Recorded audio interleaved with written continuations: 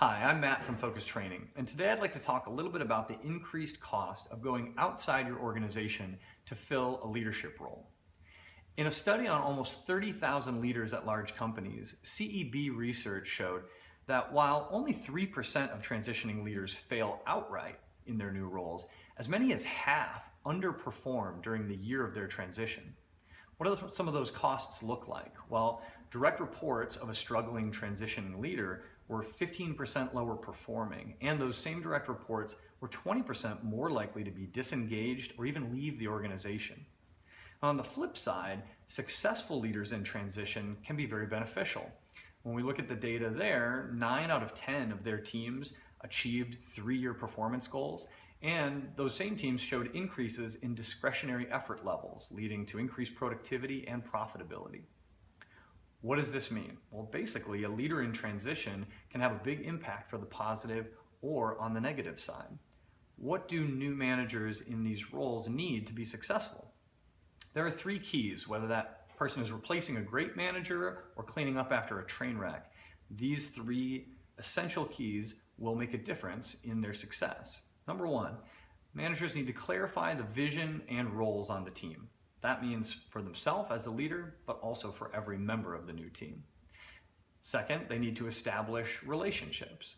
And third, they need to learn to navigate the corporate and team culture.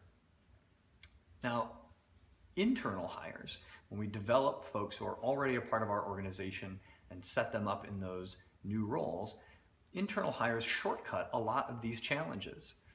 They already understand how the organization works, and so clarifying vision and roles on the team becomes easier.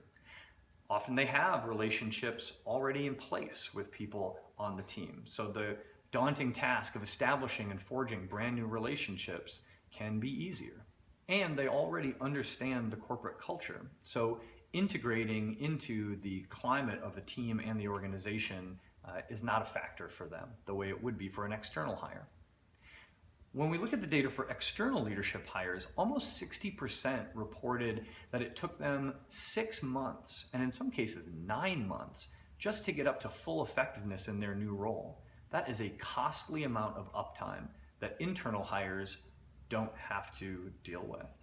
The lesson here is pretty clear. It is usually less expensive and less risky to develop internal leaders than it is to go outside the organization to hire and replace. Now, internal leaders are not always going to be the right fit. Sometimes you need a fresh perspective or a set of skills that doesn't exist in your internal talent pool. But having said that, organizations can do a lot to build internal leadership capabilities. Training, coaching, stretch assignments, and other approaches all go a long way to building a leadership pipeline that will help your organization protect itself from the increased costs of going outside for leadership.